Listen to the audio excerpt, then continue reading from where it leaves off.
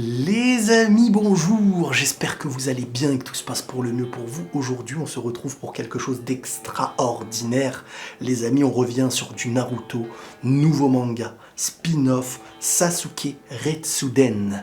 C'est-à-dire qu'on va se plonger sur du Sasuke Uchiwa et une histoire inédite. Et j'ai envie de vous dire qu'on ne va pas perdre de temps parce que ça me fait plaisir. Déjà, en termes de dessin, je trouve que c'est beaucoup plus séduisant que ce que je vois de chez Boruto, même si Boruto ils ont évolué, blablabla. Mais je trouve, je ressens, je sais pas si c'est pour vous, si c'est dans ma tête, que ça respire le Naruto Shippuden, le Naruto qu'on aime. Cette histoire-là, pour moi, elle respire la manière de faire. Déjà, on ne voit que, en tout cas dans les deux premiers, 1 et 2, c'est ceux que je vais évoquer aujourd'hui, on ne voit que Sasuke. Au début, on voit Naruto. Et on est autour, voilà, il n'y a pas les petits mioches qui traînent quelque part pour l'instant en tout cas. Il y a juste l'évocation de Sasuke à un moment donné qui estime être voilà, en couple et un enfant. Et au début, on voit que Naruto a son visage gravé sur la falaise, sur la montagne. Donc en soi, on est bien avec un Naruto qui est Hokage, ça y est. On ne sait pas à quel moment précis, moi en tout cas, je sais pas, peut-être que vous le savez, à quel moment précis peut avoir lieu ce truc, mais l'intrigue du départ, c'est que Naruto a un problème de cœur. Et ça a l'air très sérieux. Et qui va aller à son secours? Ça c'est beau, c'est Sasuke. Sasuke qui, à l'époque, tu lui dis Naruto a un problème de cœur, il te regarde dans les yeux, il te fait « yeah !» Il s'en fout. Il s'en fout totalement. Je veux dire, à l'époque, même si au fond, ce qui a voulu éloigner Sasuke de Naruto, c'est pas parce qu'il s'en foutait. Quand tu t'en fous de quelqu'un, tu n'y mets pas d'importance. Et l'importance qu'il avait dans son cœur envers Naruto, c'est un lien pur, propre, fraternel, que lui a toujours voulu briser pour retrouver cette haine qui aurait eu la force, qui lui apporterait, selon lui, la haine égalerait la force. Et on connaît les Uchiwa, toujours basés sur l'aspect émotionnel quand il est vraiment atteint, la puissance des pupilles, machin, et tout, etc. Et en plus de ce que Itachi avait pu lui dire par le passé, de devenir plus fort et tout. Donc l'addition de haine, de vengeance, de devenir plus fort était synonyme de chercher la haine, et avoir un lien fraternel avec quelqu'un était synonyme de régresser et de ne pas pouvoir atteindre des objectifs suite à sa famille qui avait été détruite et tout. Et aujourd'hui, suite à tout ce qu'on a pu voir, à l'obstination de Naruto de ne pas avoir cassé ce lien jusqu'à... Et cette promesse de ramener Sasuke aussi au village, qui à première vue peut-être blablabla, c'est facile, c'est machin, qui dépasse ce côté-là dans Naruto à mes yeux. Je le trouve beaucoup plus profond, ce lien, et moins bébête. Après, encore faut-il aimer aller en profondeur d'un sentiment, d'une histoire. Et là, tu sens le Sasuke de cet après Shippuden, tu le vois comme un Sasuke qui est éternellement reconnaissant envers Naruto et envers tous les autres. C'est-à-dire qu'il dédie, il a eu une moitié de vie où il a fait beaucoup de dégâts, et cette autre moitié de vie qui lui reste, il a envie de la passer pour les autres. Pour Naruto, aujourd'hui, Sasuke ne peut plus être une seule, ne peut plus avoir une once de menace. Et ça, c'est le changement radical de Sasuke, tout en gardant cette personnalité qu'il a, et ça...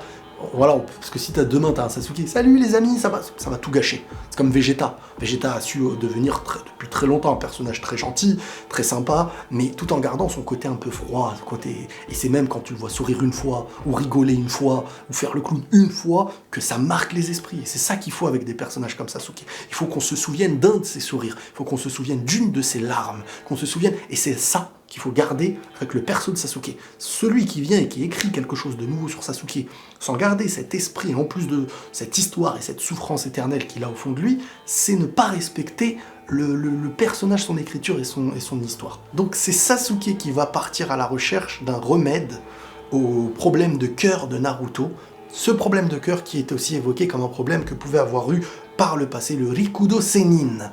Donc là on est sur quelque chose, alors on peut débattre sur le Rikudo, machin, tout ce qu'il a eu, Naruto l'a eu, machin, c'est la représentation actuelle de, donc le destin, machin, au final il n'a pas fait de choix.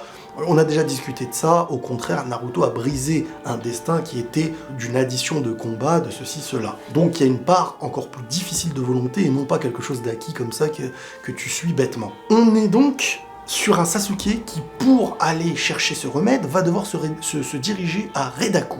Reidaku, c'est le lieu où il paraîtrait que le Rikudo Sennin a été soigné de sa maladie du cœur. Alors on n'en connaît pas l'importance, on ne sait pas que si cette maladie est... Enfin voilà, ça me rappelle un petit peu l'histoire de Goku dans l'arc Cyborg, problème de cœur, machin, truc, Trunks qui revient du passé, etc. Bon alors, Reidaku c'est quoi? Reidaku c'est un lieu très spécial dans le sens où ils sont exclus du monde, ils n'ont pas l'air au courant de ce qui se passe, ils ne connaissent pas les grands shinobi comme Sasuke, etc.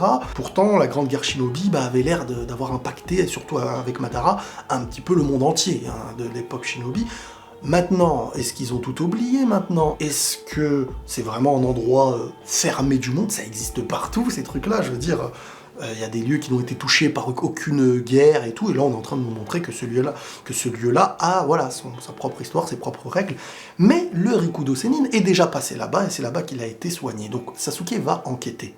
Dans son enquête, au départ, il se renseigne, il y en a qui n'ont jamais entendu le nom, et il y a une petite personne qui a l'air de l'avoir entendu. Cette personne, donc, va vers Sasuke, et là, des voleurs arrivent. Et les voleurs qui arrivent dans cette histoire, elles viennent à nous ramener quelque chose d'intéressant. Pour moi, deux choses. Les choses intéressantes, bon, c'est pas que Sasuke les a arrêtés en 2-2, le mec, je veux dire, l'un des plus puissants shinobi actuels, normal, c'est pas des petits voleurs du quartier qui vont le déranger. Mais ce qui est intéressant, c'est que quand ces personnes ont été ensuite neutralisées par les forces de l'ordre, eh ben, il y a deux choses à retenir. La première, déjà, c'est qu'ils ont été, la famille que Sasuke a aidé à récupérer une alliance. On tournera beaucoup autour de l'alliance, 2 fois en tout cas pour l'instant dans le premier et le deuxième chapitre, mais l'alliance, on va y revenir après. Pour ce qu'ils ont dit, ça va être le lieu, la destination où Sasuke va aller, mais on revient juste après aussi parce que on comprend comment Sasuke va avoir cette info. La dame, qui est estimée avoir déjà entendu parler du Rikudo Sennin, enfin c'est une dame je crois, ouais, est en train de chercher dans un livre ancestral qui raconte des choses du passé, et cette personne dit « J'aurais parié avoir lu ou vu quelque chose à propos de cet ermite Rikudo Sennin étant passé à l'observatoire tatar. » Et là tu te dis « Tiens, Sasuke il se dit « Waouh !» L'observatoire tatar, et c'est là où on voit l'importance de ces voleurs dans l'histoire, pourquoi ils ont été amenés. C'est-à-dire que l'un, quand ils se sont fait choper, il y en a un qui a dit « Oh bon on est bon pour Tatar maintenant. » Tatar c'est une prison, observatoire, t'appelles ça comme tu veux, et cet endroit-là, Sasuke sait que le Rikudo est passé par là-bas, c'est une nouvelle piste, il va falloir y aller. Il s'y dirige, et voilà comment commence globalement le lieu de cette histoire, à Tatar, un lieu très bizarre, une sorte de prison où les portes limite restent ouvertes, et vous comprendrez pourquoi. Déjà, on a Sasuke, au début, qui arrive et qui, certains vont tenter de l'intimider, essayer de se le farcir, de jouer les gros bras, de lui faire peur, machin. Bon, il les neutralise en 2-4-6, et t'as un garde qui vient dire à Sasuke, tu vas être puni, au cachot, ou j'en sais rien. Et là, t'as le directeur, et maintenant le directeur est mis en avant. Et de quelle manière on nous le met en avant dès le début dans cette histoire? C'est avec, déjà, une crainte extérieure, les gens qui le voient, et un design aussi qui montre que ce perso... Vous savez, des fois dans le design, tu sens que certains vont avoir une importance, dans le froid qu'ils dégagent, dans la crainte qu'ils font voir aux autres. Et là, t'as Zansoul, il s'appelle comme ça si je ne me trompe pas, le directeur, qui déjà pour moi avait une dégaine à ressembler à Karin. Au début, quand j'ai vu le design de la couverture Sasuke Retsuden, je pensais que c'était Karin, avec un design différent, ça pouvait arriver dans Boruto et tout. Bref, c'est un homme, je crois, et cette personne dit « Non, pas besoin de l'envoyer au cachot, il s'est défendu, j'ai vu, c'est les autres qui ont commencé. » Et tout. Et là, déjà, les gens commencent à se dire « Bizarre. » Celui-ci a l'air de dégager un petit peu un côté méchant, pas méchant, mais un côté très sévère. Et le voir accepter ça en disant « Non, mais tranquille, on le laisse et tout », c'est qu'il a un plan derrière la tête lui aussi. Il se demande peut-être qu'est-ce que va faire cet individu dans cette prison, il a l'air vraiment étrange, et mieux vaut l'avoir sous l'œil, sous les yeux, que de l'avoir dans un cachot où on sait qu'il va rien faire. Au moins on aura ses intentions peut-être plus rapidement. On a une personne emprisonnée que Sasuke lui-même a fait venir, je crois, dans cette prison quand il les a stoppés, je crois. Et cette personne en fait demande à Sasuke, voilà, vas-y si tu veux, on s'allie, on va tenter une évasion et tout. En plus là il va y avoir du brouillard, c'est la meilleure manière de ne pas se faire choper par Meno. Meno. Qui est Meno? On va voir. Sasuke, refuse, parce que Sasuke a des plans dans cette prison-là, il n'est pas venu il n'est pas rentré volontairement pour partir, à moins que le mec, c'est un hacker, il tente quelque chose, il rentre, il se barre, et chut, Voilà, j'ai réussi à hacker la prison, je suis un boss. Sasuke a des choses à faire dans cette prison. Et on nous met en place quelque chose de nouveau dans cette œuvre. Le mec qui voulait s'évader a tenté de s'évader. Et là, on nous a mis en place qui était Meno. Et pourquoi il fallait attendre du brouillard et tout, chose qui n'a servi à rien. Meno l'a bouffé. Meno, c'est un genre de petit reptile, raptor, dinosaure, t'appelles ça comme tu veux, une bestiole assez sympa. Franchement, je trouve qu'elle apporte quelque chose de sympa à cette histoire.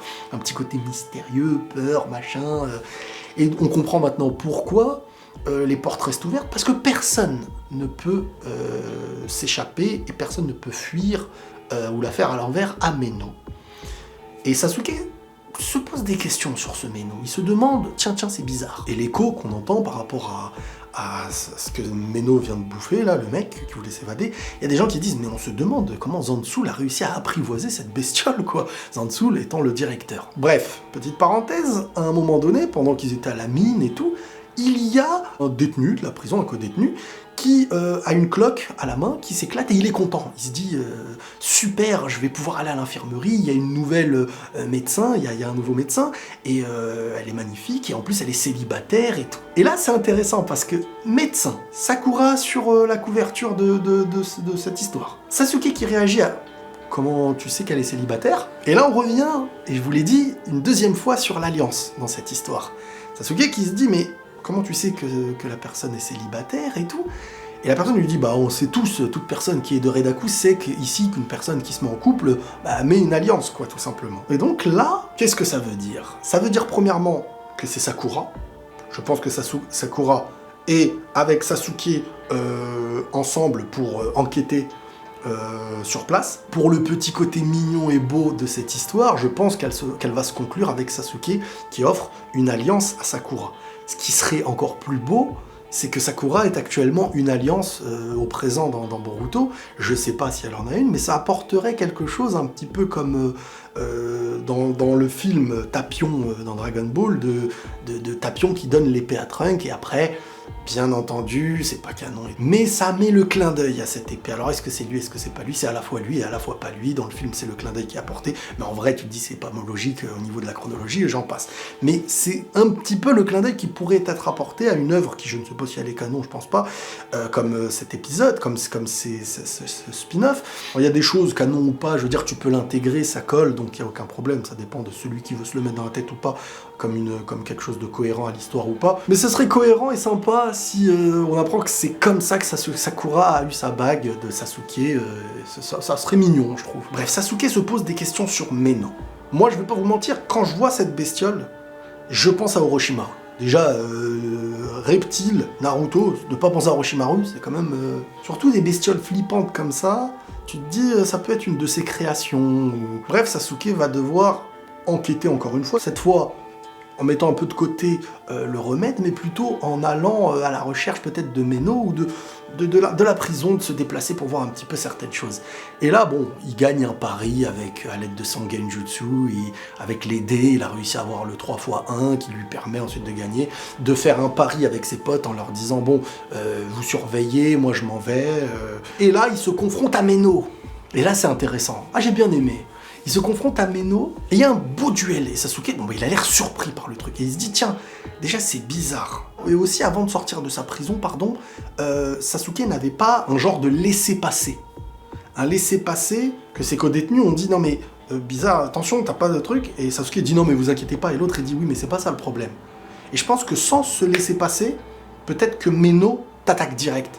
Il y a un système automatique, et Sasuke se pose la question de est-ce que ce n'est pas une invocation? Et il se demande si c'est une invocation. C'est bizarre que cette chose reste aussi longtemps. Ça voudrait dire que Zansoul serait quelqu'un qui possède énormément de chakras pour réussir à contrôler une invocation aussi longtemps. Bref, Sasuke va enquêter, il se confronte, comme je vous ai dit, à Meno. Donc là se veut un petit combat, et déjà il se rend compte que son Sharingan ne marche même pas sur Meno. Donc là déjà tu te poses plusieurs questions. Je vous dis les propos de Sasuke. Si j'ai bien compris, Meno est une invocation et Zansoul est alors l'invocateur. Mais cette bête est constamment dans les parages.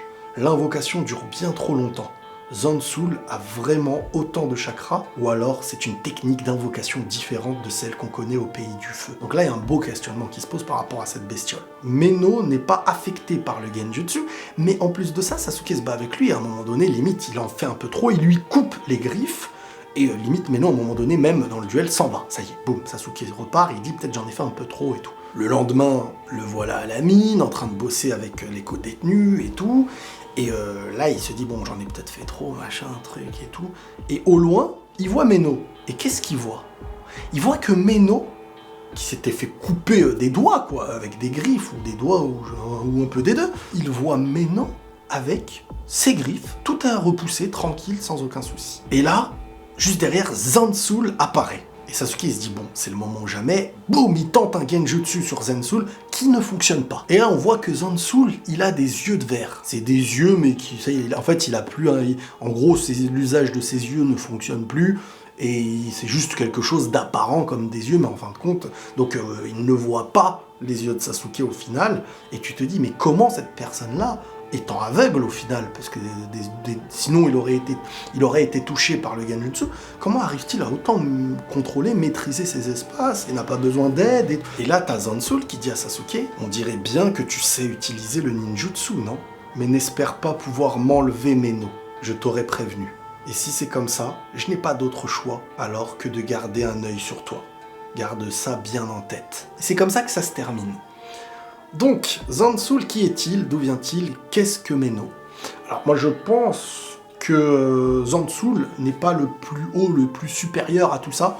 Je pense que cet endroit est un lieu qui est peut-être un peu dirigé à distance par Orochimaru et qu'au-dessus de Zansoul, il y a aussi Orochimaru. Je pense que la bestiole Meno, là, que certes c'est une invocation, mais une des créations d'Orochimaru ou d'un ancien labo ou de je ne sais quoi, comment se fait-il que cette bestiole ne se fasse pas avoir par un genjutsu? Bah, c'est tout simplement quelque chose qui n'est pas vivant, une invocation, mais comme un clone qui resterait, qui ne disparaît pas, quoi. Et que, un peu comme Pain, ça peut se multiplier. Voilà, tu le tues, il revient, tu le tues, il revient, et il a un système automatique de t'attaquer, maîtrisé par Zansoul ou par ce qu'il y a au-dessus. Bref, je vais vous dire la vérité, moi les histoires comme ça, pour moi, j'ai plus envie de lire ça que de regarder Boruto, par exemple. Ce n'est pas un reproche envers Boruto, c'est un compliment envers ce qui touche à Naruto et à cet univers, et à des personnages comme Sasuke et Naruto que tu peux encore développer dans beaucoup d'histoires qui, pour moi, mangent ce qu'il y a encore à côté de bien plus officiel, malheureusement, parfois j'ai envie de me dire. Voilà un petit peu le truc autour de ce mystère, et d'où vient ce problème de cœur, comment va-t-il être résolu, et l'intervention de Sakura qui aura lieu très prochainement, je pense, en tant que médecin. Ça va être intéressant, ça va être intéressant. Je sais pas si j'ai oublié des trucs, mais en tout cas, n'hésitez pas à me dire dans les commentaires ce que vous en pensez. Prenez tous soin de vous les amis, et la paix sur vous.